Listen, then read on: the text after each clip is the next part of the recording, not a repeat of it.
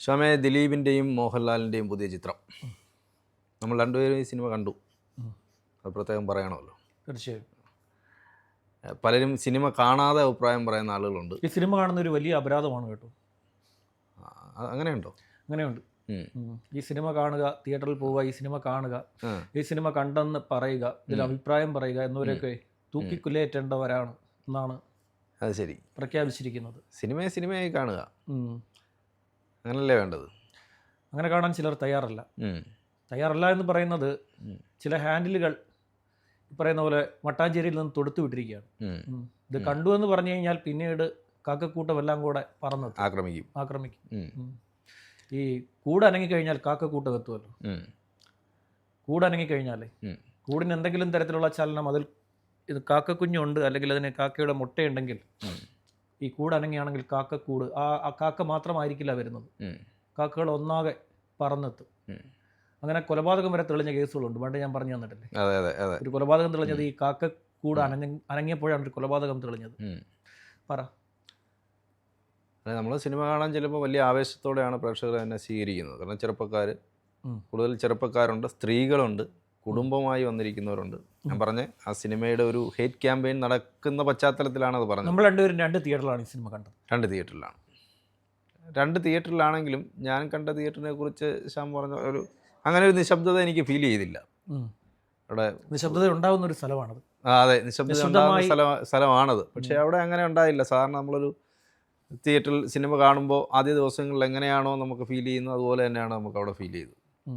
അപ്പോൾ ആ സിനിമയുടെ ഒരു പ്രത്യേകത, സിനിമയെ ലോജിക്ക്, അതായത് ഇപ്പോൾ നമ്മൾ കളങ്കാവൽ കാണാൻ പോകുന്ന ആ മനസ്സോടുകൂടി ഈ സിനിമ കാണാൻ പോകരുത്. യാതൊരു ലോജിക്കും ഈ സിനിമയ്ക്കില്ല. കുറേ സമയം നമുക്ക് ആ തിയേറ്ററിൽ ഇരിക്കുന്ന 2-2.5 മണിക്കൂർ നമുക്ക് മനസ്സറിഞ്ഞ് ചിരിക്കാം, വേറൊരു ലോകത്ത് നമുക്കിരിക്കാം. നമ്മൾക്ക് അത്രയും ടെൻഷനൊക്കെ ഉള്ള ആളുകൾക്ക് തീർച്ചയായിട്ടും ചെന്ന് കാണാൻ പറ്റുന്ന ഒരു സിനിമയാണ്. വേറൊരു ലോകമാണ് ആ സിനിമ തരുന്നത്. അവർ തന്നെ പറയുന്നുണ്ട്, യാതൊരു ലോജിക്കും ഇല്ലാത്ത പടമാണ്, ഒരു ഭ്രാന്തന്മാരുടെ കൂട്ടം. അതെ, അപ്പം അങ്ങനെയുള്ളൊരു സിനിമയാണ് ആ സിനിമയുടെ. എന്തുകൊണ്ടാണ് ആ സിനിമ ഈ രാമലീല വന്ന സമയത്ത് ഇല്ലാതിനേക്കാൾ, അതായത് രാമലീല വരുന്ന സമയത്ത് ദിലീപ് ജയിലിലാണ്. ഇപ്പോൾ ദിലീപിനെ കുറ്റവിമുക്തനാക്കിയിരിക്കുന്നു. എന്നിട്ടും അന്നത്തേക്കാൾ ഹേറ്റ് ക്യാമ്പയിൻ, ഒരു പ്രസക്തി ഉണ്ട് അതിന്.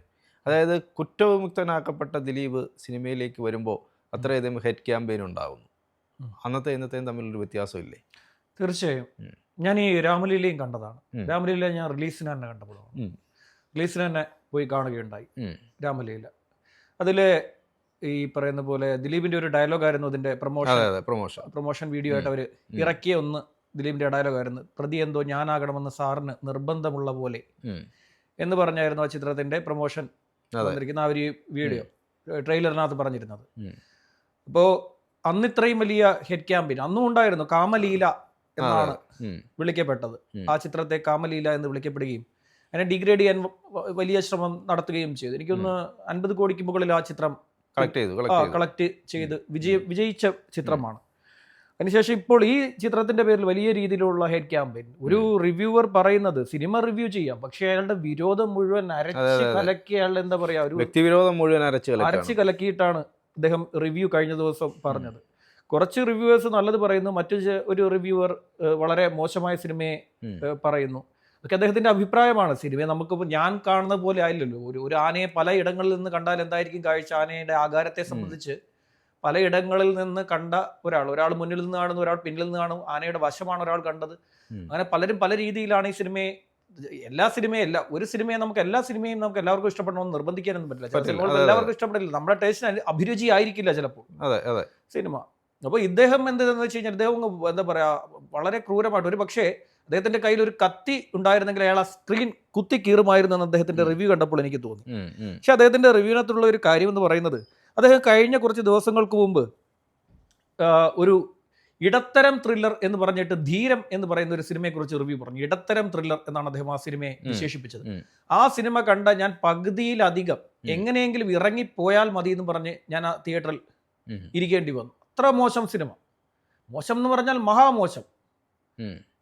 അങ്ങനെ ഒരു സിനിമയെ ഇടത്തരം ത്രില്ലർ എന്ന രീതിയിൽ ഇദ്ദേഹം അവതരിപ്പിച്ചു. ആ സിനിമയൊന്ന് കണ്ടിട്ടുണ്ടോ? ഞാൻ കണ്ടില്ല. ആ സിനിമ കണ്ടു നോക്ക്.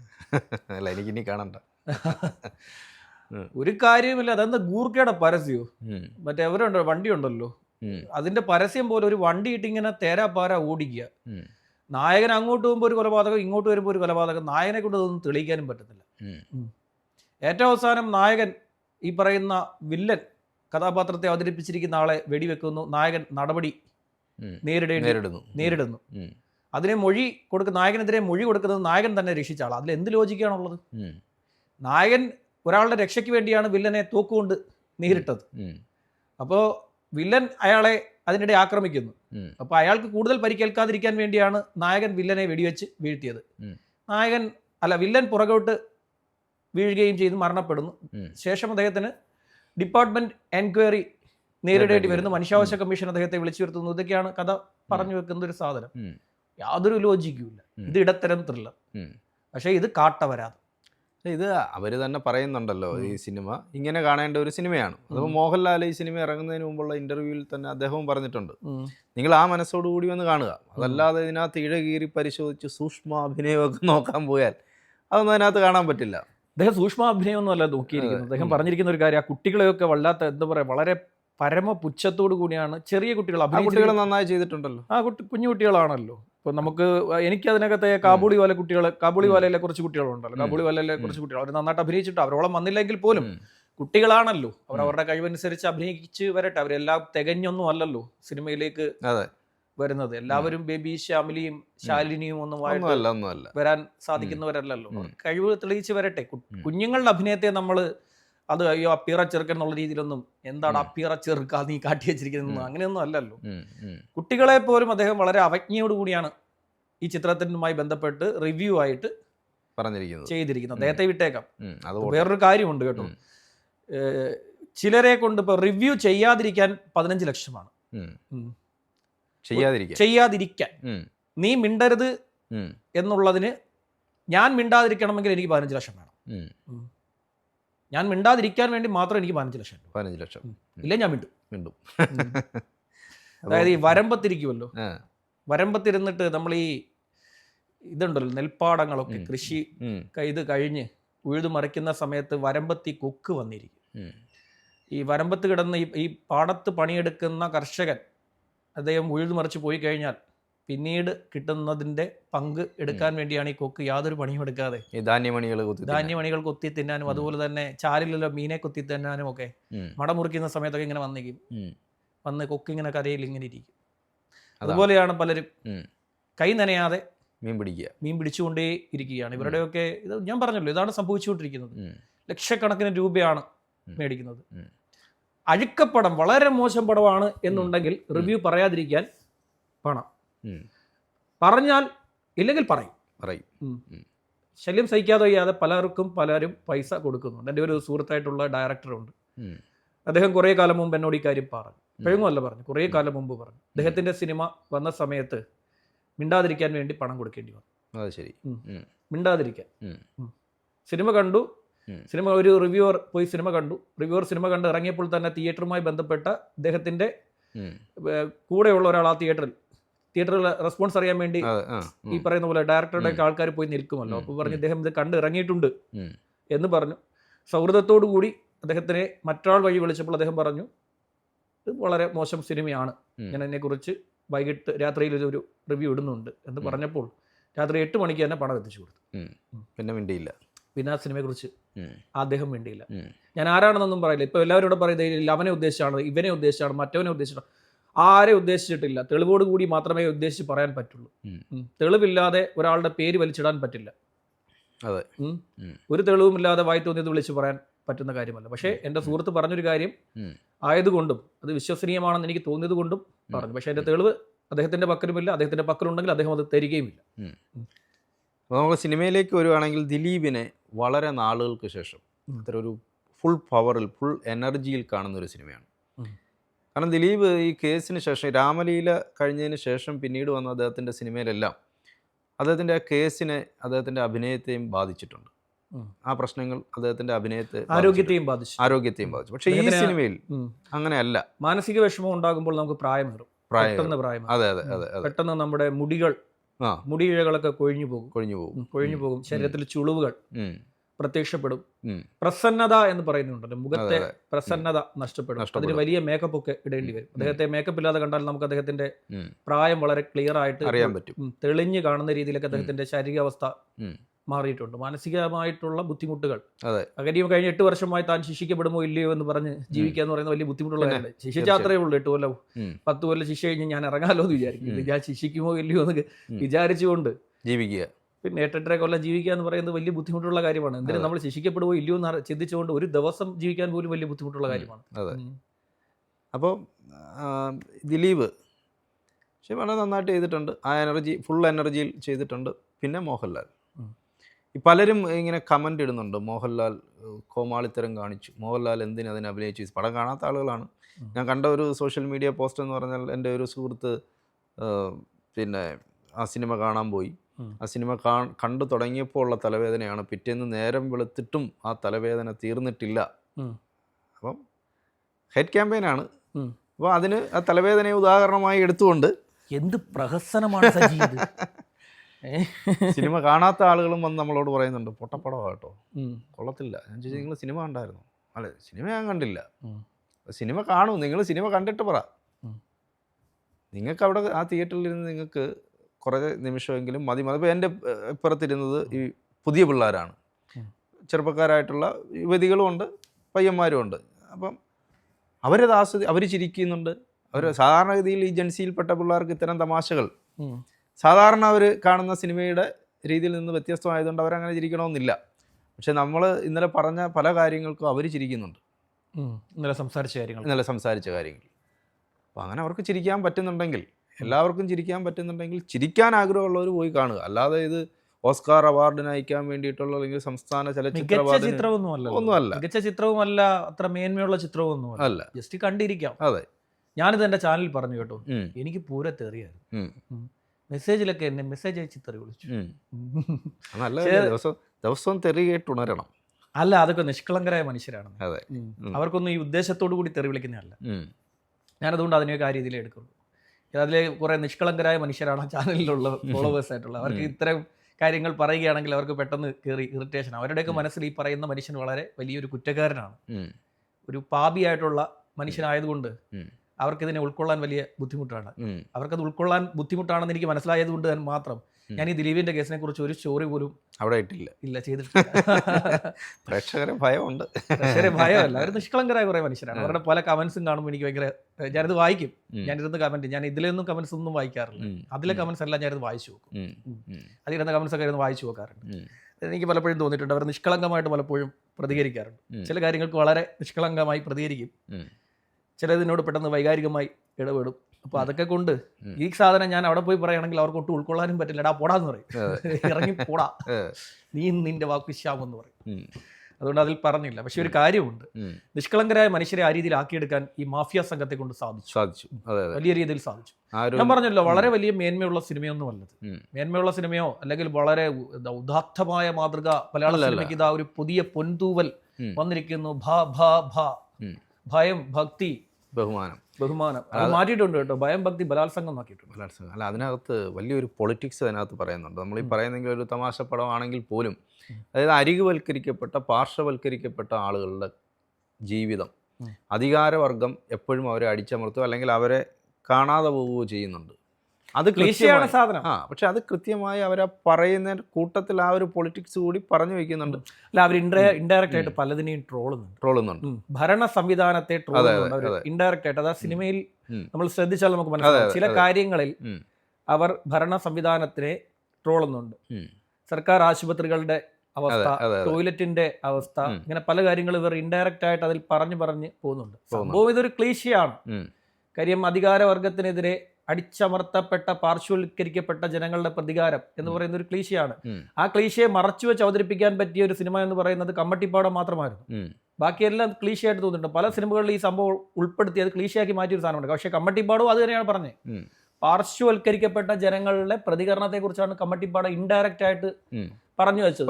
അത് വളരെ മികച്ച സിനിമയും,ആണ് അത് തീർച്ചയായും മികച്ച. പക്ഷെ ആ സിനിമ വെച്ച് നോക്കുമ്പോൾ ഈ സിനിമ അതിന്റെ മുന്നിൽ ഒരു ഒന്നുമല്ല.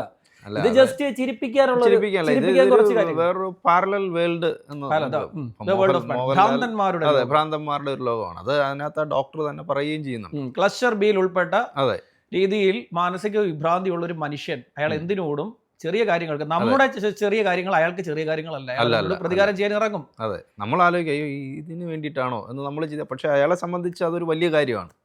അയാൾക്ക് ഇതൊരു വലിയൊരു സാമൂഹിക പ്രശ്നമാണ്. പിന്നെ ഡോൺ നാട് മൊത്തം ഓടി നടന്ന് ഡോൺ ആവാൻ നടക്കുന്ന ഒരു ഭ്രാന്തനായ ഡോൺ. ആരാണെന്ന് ഞാൻ പറയുന്നില്ല, ഭ്രാന്തനായ ഒരു ഡോൺ. പിന്നെ ഈ ദേവൻ അവതരിപ്പിച്ചിരിക്കുന്ന കഥാപാത്രം, ദേവനെ നമ്മൾ ഇതുവരെ കാണാത്ത രീതിയിലായിട്ടുള്ള ചെറിയ റോളാണെങ്കിലും അദ്ദേഹം വന്നു, അഭിനയിച്ചു, ചിരിപ്പിച്ചു. അദ്ദേഹത്തിനെ ആ സിനിമയിൽ അങ്ങനെ മറക്കില്ല സിനിമ കണ്ട് ഇറങ്ങുന്നവർ. അതെ, അദ്ദേഹത്തിന്റെ റോള് നന്നായിട്ട് ചെയ്തിട്ടുണ്ട്. പിന്നെ ധ്യാന്റെ റോള് ഭംഗിയായി ഗംഭീരമാക്കിയിട്ടുണ്ട്. വിനീതും അതുപോലെ വിനീതിനെ നമുക്ക് പറയാതിരിക്കാൻ വയ്യ. വിനീത് നായകനേക്കാൾ ഭ്രാന്തുള്ള മനുഷ്യനായിട്ടാണ് അഭിനയിച്ചത്. നായകനേക്കാൾ വലിയ ഭ്രാന്തനാണ്. നായകനും വില്ലനും എല്ലാം ഭ്രാന്തന്മാരാണ്. അവരത് പറയുന്നുണ്ടല്ലോ, ഇതിനകത്ത് ലോജിക്കൊന്നുമില്ല. ഒരു മനുഷ്യനെ ഒരു നേരം ചിരിപ്പിക്കാൻ പറ്റുക എന്ന് പറഞ്ഞാൽ വലിയ സംഭവമാണ്. ഭയങ്കരമായിട്ടുള്ള ഏറ്റവും പ്രയാസമുള്ള കാര്യം ചിരിപ്പിക്കാൻ പറ്റുക എന്നുള്ളത് ഒരു വലിയ കാര്യം. കരയിപ്പിക്കാനൊക്കെ നിസ്സാരമല്ല. പിന്നെ പിടിച്ചൊരു നുള്ളു എടുത്താൽ നുള്ളില്ലെങ്കിൽ നമ്മൾ ഇവിടെ വന്നിട്ട് ആരെങ്കിലും അടുത്താരെങ്കിലും ഒക്കെ മരിച്ചു എന്ന് വിളിച്ചു. ഒരു മനുഷ്യനെ ദുഃഖത്തിലാക്കാൻ വളരെ എളുപ്പമാണ്. നിന്റെ ജോലി പോയി, അല്ല നിന്റെ ഏറ്റവും അടുത്ത ബന്ധു ആരെങ്കിലും സ്നേഹിക്കുന്നുണ്ടെങ്കിൽ അയാൾ മരിച്ചു പോയി എന്നൊക്കെ വിളിച്ച് പറഞ്ഞു കഴിഞ്ഞാൽ കാര്യം നടക്കാറുണ്ട്. അവരെ കരയിപ്പിക്കാനൊക്കെ എളുപ്പമാണ്. പക്ഷെ ഒരു മനുഷ്യനെ ചിരിപ്പിക്കുക എന്ന് പറയുന്നത് വലിയ പ്രയാസമുള്ള കാര്യമാണ്. അത് ഒരാളെ സിനിമ ചിരിപ്പിക്കുന്നുണ്ടെങ്കിൽ ആ സിനിമയായിട്ട് കണ്ടേക്കുക.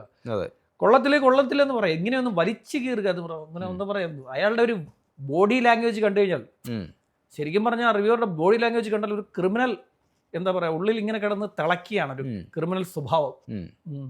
എങ്ങനെയും നശിപ്പിക്കുക എന്നുള്ള ചിന്ത. ബോഡി ലാംഗ്വേജ് അങ്ങനെയാണ്.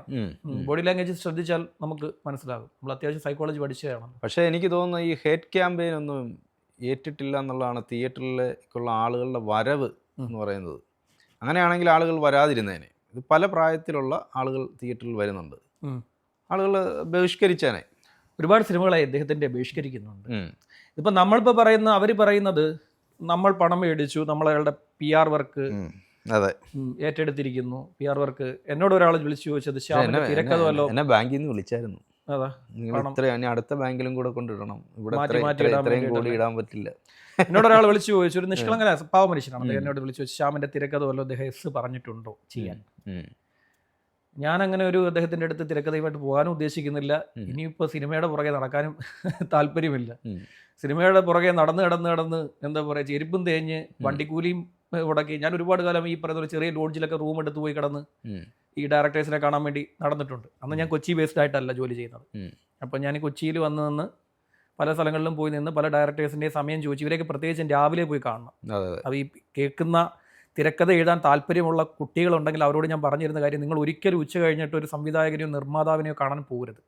അവർ ഫ്രഷ് മൈൻഡായിട്ടിരിക്കുമ്പോൾ മാത്രമേ അവരോട് കഥ പോയി പറയാവൂ. അല്ലാതെ ഒരിക്കലും നിങ്ങൾ കഥ പോയി പറഞ്ഞു കഴിഞ്ഞാൽ അവരുടെ തലയിൽ തൊട്ട് കയറത്തുമില്ല. അവരൊട്ട് ഇത് അഭിനയിക്കാൻ അല്ല, അവരെങ്കിൽ ആ സിനിമയോട് അതൊരു നല്ല സിനിമയാണെങ്കിൽ പോലും അവർക്കത് തലയിൽ കയറത്തില്ല. അതുകൊണ്ട് രാവിലെ പോകണം. ഞാനെപ്പോഴും രാവിലെയാണ് ഇവരെ കാണാൻ വേണ്ടി ഇങ്ങനെ പൊയ്ക്കൊണ്ടിരുന്നത്. ഒട്ടുമിക്ക സംവിധായകരുടെയും പുറകെ ഞാൻ പോയിട്ടുണ്ട് ഈ സിനിമയുടെ കാര്യവുമായിട്ട് ബന്ധപ്പെട്ട്. ഒരു സംവിധായകൻ എന്നോട് ഓക്കെ പറഞ്ഞ് അദ്ദേഹത്തിന് ഏകദേശമൊക്കെ ഒരു ഫൈനലിലേക്ക്, അതായത് സ്ക്രിപ്റ്റ് ലോക്കാവുന്ന സമയം എത്തിയപ്പോൾ ആ സിനിമയ്ക്ക് ഒരു പ്രോബ്ലം പറ്റുകയും, അതൊരു സാഹചര്യം, ഒരു പ്രത്യേക സാഹചര്യം ഞാൻ പറഞ്ഞില്ലേ, ആ സാഹചര്യം ഉണ്ടാവുക, ആ സിനിമ നടക്കാതെ പോവുകയാണ്. പിന്നീട് ഞാൻ അതോടുകൂടി ഈ ഏർപ്പാട് വിട്ടു. പിന്നീട് ഞാൻ ഒരിക്കൽ എൻ്റെ ഒരു അടുത്ത സുഹൃത്ത് പറഞ്ഞ പ്രകാരമാണ് ഞാൻ എൻ്റെ ഒരു നോവൽ എടുത്ത് നമ്മുടെ സുരഭി സുഹാസിനി എന്ന് പറഞ്ഞൊരു സീരിയലിന് വേണ്ടിയിട്ട് സ്ക്രിപ്റ്റ് എഴുതി കൊടുത്തത്. ആദ്യം കുറച്ച് എഴുതി കൊടുത്തു. പിന്നെ എനിക്ക് തന്നെ ബോറായപ്പോഴത്തേക്ക് ഞാനത് നിർത്തുകയും ചെയ്തു. നിങ്ങൾ തന്നെ നോവൽ ബാക്കി ബേസ് ചെയ്തുകൊണ്ട് നിങ്ങൾ തന്നെ എഴുതിക്കോളൂ എന്ന് പറഞ്ഞ് ഞാനത് അവർക്ക് എഴുതി കൊടുത്തിട്ട് ഞാൻ പോരുന്നു. പിന്നീട് ഇതൊന്നും എനിക്ക് താല്പര്യമില്ലാത്ത, ഇൻട്രസ്റ്റ് ഇല്ലാത്ത ഒരു കാര്യം കൂടി ആയതുകൊണ്ട് പിന്നെ ഇദ്ദേഹത്തിൽ നിന്ന് നമ്മളെന്തിനാണ് ഇദ്ദേഹത്തിൽ നിന്ന് പണം മേടിക്കുന്നത്? അല്ലെങ്കിൽ തന്നെ അദ്ദേഹത്തിന് എന്തിനാണ് നമുക്ക് പണം തന്നിട്ട് എന്ത് കിട്ടാനാണ്? ഇവിടെ എത്രയോ വലിയ ലക്ഷക്കണക്കിന് ആളുകൾ കാണുന്ന ചാനൽ ആളുകളിൽ എന്താ പറയാ വ്യൂവേഴ്സ് ഉള്ള അവതാരകർക്ക് പണം കൊടുക്കുന്നതല്ലേ അദ്ദേഹത്തിന് നല്ലത്? നമ്മൾക്ക് പണം തന്നിട്ട് അദ്ദേഹത്തിന് എന്ത് കിട്ടും? എന്ത് നേട്ടം കിട്ടും? എനിക്ക് മനസ്സിലാവുന്നില്ല. അദ്ദേഹം അങ്ങനെ നമുക്ക് പണം തരികയാണെങ്കിൽ അദ്ദേഹം മണ്ടനാണെന്ന് ഞാൻ പറയും. മിസ്റ്റർ ദിലീപ്, താങ്കൾ ഒരു മണ്ടനാണ്. താങ്കൾ ഒരു മണ്ടനായതുകൊണ്ടാണ് എന്നെ പോലെയുള്ള ആളുകൾക്ക് വിളിച്ച് ക്യാഷ് ചെയ്യുന്നത്. എന്ത് കിട്ടും? എന്ത് പ്രയോജനം കിട്ടും? ഒരു കാര്യം ചെയ്യുമ്പോൾ അതിന് പണം കൊടുക്കുമ്പോൾ മുതൽ മുടക്കുമ്പോൾ ലാഭം വേണം. അതെ. ദിലീപ് ഒരു ബിസിനസ്സുകാരനാണ്. അദ്ദേഹം മുതൽ മുടക്കുന്നുണ്ടെങ്കിൽ അതിൽ ലാഭം പ്രതീക്ഷിച്ചുകൊണ്ട് മാത്രമേ അദ്ദേഹം മുതൽ മുടക്കുകയുള്ളൂ. ഈ കേൾക്കുന്നവർക്ക് വേണ്ടി പറഞ്ഞു തരികയാണ്. നിങ്ങൾ ആരെങ്കിലും നല്ല വ്യൂവേഴ്സ് ഉള്ള ബ്ലോഗർമാരൊക്കെ ഉണ്ടെങ്കിൽ ആരെങ്കിലും ഒക്കെ പോയി സമീപിച്ച് നോക്കൂ, കിട്ടുമെങ്കിൽ നമ്മളെ കൂടെ അറിയിക്കും. ശ്രീനിവാസൻ ഒരു ദിവസം മറ്റേ സിനിമയ്ക്കകത്ത് രാവിലെ പോകുന്ന പോലെ ഇതെവിടെയാണോ 100 രൂപ രാവിലെ ആകുമ്പോൾ പത്മസരോവരത്തിന്റെ മുറ്റത്ത് നമുക്ക് നമ്മുടെ മറ്റേ പഴയ തുണി സഞ്ചിയും കൊണ്ട് പോയി നിൽക്കുക. ഇവിടെ ഒരു ബ്ലോഗർമാർക്കൊക്കെ പൈസ കൊടുക്കും കേട്ടു. അല്ല, അങ്ങനെയാണ് ഒരു വക്കീൽ ഉൾപ്പെടെ വന്ന് പറഞ്ഞത്. അതായത് ഓൺലൈൻ മീഡിയയിലെ ആളുകൾ മുഴുവൻ കാശ് വാങ്ങിച്ചിട്ട് ദിലീപിന് വേണ്ടി സംസാരിക്കുന്നു എന്നാണ് പറഞ്ഞത്. കാശ് മേടിച്ചിട്ടുണ്ടെങ്കിൽ അത് ബാങ്ക് സ്റ്റേറ്റ്മെന്റോ ഉണ്ടെങ്കിൽ നമുക്ക് ആര് ചോദിച്ചാലും ബാങ്ക് സ്റ്റേറ്റ്മെന്റ് തുറന്നു വിടാം. അതെ, പരിശോധിക്കാം. ഇനി എൻ്റെ കയ്യിലാണ് പൈസയെങ്കിൽ അതും പരിശോധിക്കാം. കയ്യിലാണ് പൈസയെങ്കിൽ അതും പരിശോധിക്കാം. പക്ഷെ ഒരൊറ്റ കാര്യമുണ്ട്, ഈ റിവ്യൂ പറയുന്നവരുടെ കഴിഞ്ഞ 1.5 മാസത്തെ ബാങ്ക് സ്റ്റേറ്റ്മെന്റ് പുറത്തുവിടാൻ ഇവർ തയ്യാറാണ്. ബാങ്ക് ബാലൻസ് പുറത്തുവിടാൻ തയ്യാറാണ്. പറ്റൂ? നടക്കില്ല.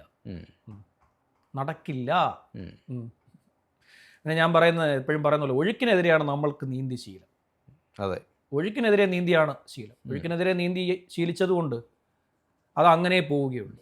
പണ്ട് ഞാൻ ഒരു കഥ പറഞ്ഞിട്ടില്ല, ഒരു കുപ്പിയുള്ള കമ്പനി, അതിലൊരു ഓട്ടോ ഡ്രൈവർ എന്നോട് പറഞ്ഞു, അത് കുടിച്ച ശേഷം അയാൾക്കും അയാളുടെ മകൾക്കും വയറിന് പ്രശ്നമായി എന്ന് പറഞ്ഞപ്പോൾ ഞാനിത് കൊണ്ടുപോയി കാക്കനാട് ലാബിൽ കൊണ്ടുപോയി പരിശോധിക്കുക, ഇതിൻ്റെ കോളിഫോം ബാക്ടീരിയ ഉണ്ടെന്ന് കണ്ടെത്തി അന്ന് വാർത്ത കൊടുക്കാൻ തീരുമാനിക്കുകയും ചെയ്തപ്പോൾ ചാനൽ എന്നോട് പറഞ്ഞു, നിങ്ങൾ ആ കുപ്പിയുള്ള കമ്പനിയുടെ കൂടി ഈ പറയുന്ന വിശദീകരണം എടുക്കാൻ പറഞ്ഞപ്പോൾ ഞാനത് വിശദീകരണം അതല്ലെങ്കിൽ നമ്മൾ എടുക്കും, പറഞ്ഞാലും പറഞ്ഞാലും നമ്മൾ വിശദീകരണം വേണമല്ലോ. മറുഭാഗത്തിന്റെ വാദം കൂടി എന്താണെന്ന് പറഞ്ഞു വെച്ച് വെക്കാൻ വേണ്ടി അവരെ വിളിച്ചപ്പോൾ അവരെ എനിക്ക് ഓഫർ ചെയ്തതാണ്, കാശ് ഓഫർ ചെയ്തതാണ്. അന്ന് മേടിച്ചിട്ടില്ല. അന്ന് ഏറ്റവും വലിയ ബുദ്ധിമുട്ടിൽ ജീവിക്കുന്ന സമയത്ത് ആ ചാനൽ അറിയാമല്ലോ, ശമ്പളം പോലും തരില്ലായിരുന്നു. ശമ്പളം പോലും 3-4 ഘട്ടമായിട്ടാണ്, നിസാര തുക 4 ഘട്ടമായി തന്നുകൊണ്ടിരുന്ന ആ ചാനല്, ആ അവസ്ഥയിൽ നമ്മൾ പൈസ അന്ന് മേടിച്ചിട്ടില്ല. എന്നിട്ട് അതിലൊരാൾ ആ വാർത്ത പക്ഷേ ഓണയർ വന്നതുമില്ല. F5 അടിച്ചു, കിൽ ദ സ്റ്റോറി, കൊന്നു കളഞ്ഞു ആ സ്റ്റോറി. അന്ന് മേടിച്ചിട്ടില്ല, പിന്നാണോ ഇന്ന്? ഏതായാലും നമുക്ക് പറയാനുള്ളത്, ഇത് ഈ പറയുന്ന പോലെ ക്രിമിനൽ ബുദ്ധി വെച്ച് ഒരു സിനിമയെ നശിപ്പിക്കാൻ ശ്രമിക്കുമ്പോൾ അത് അനുവദിച്ചു കൊടുക്കാൻ പറ്റില്ല. അതൊരു നയമാണ്, നിലപാടാണ്.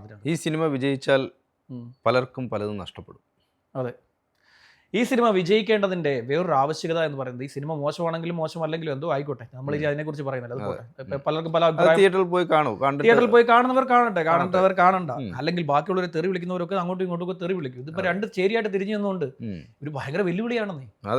പരസ്പരം ജീവിതത്തിൽ കണ്ടിട്ടില്ലാത്ത 2 പേർ തമ്മിൽ നിന്നെ ഞാൻ കൊല്ലൂടാ, ഈ രീതിയിലാണ് കാര്യങ്ങൾ പോയിക്കൊണ്ടിരിക്കുന്നത്. വളരെ വലിയ യുദ്ധപ്രഖ്യാപനമാണ് ഇവരൊക്കെ പരസ്പരം നടത്തിക്കൊണ്ടിരിക്കുന്നത്. അപ്പോൾ അതുകൊണ്ട് അവരങ്ങനെയെങ്കിലും ചെയ്യട്ടെ. പക്ഷേ ഈ സിനിമ വിജയിച്ചാലുള്ളൊരു പ്രത്യേകത, ഇവിടുത്തെ കുറച്ച് കള്ളപ്പണത്തിന്റെ കഥ പുറത്തു വരും. കള്ളപ്പണത്തിന്റെ കുറച്ച് കഥകൾ പുറത്തു വരാനുള്ള എല്ലാ സാധ്യതയും ഉണ്ട്. അന്വേഷണ ഏജൻസികളൊക്കെ ഇതിനെ ഇങ്ങനെ വളരെ സൂക്ഷ്മം നിരീക്ഷിച്ചുകൊണ്ടിരിക്കുകയാണ്. ഈ സിനിമയിലെ തമ്മിലടിക്കുമ്പോൾ എളുപ്പം വിവരങ്ങൾ പുറത്തു വരും. ഒരു ക്രൈം പലപ്പോഴും പുറത്തു വരുന്നത് ഒറ്റിക്കൊടുക്കുക, കുറ്റവാളികൾ തമ്മിലടിക്കുമ്പോൾ ക്രൈം പെട്ടെന്ന് പുറത്തു വരും. കുറ്റവാളികൾ തമ്മിലടിക്കുമ്പോൾ.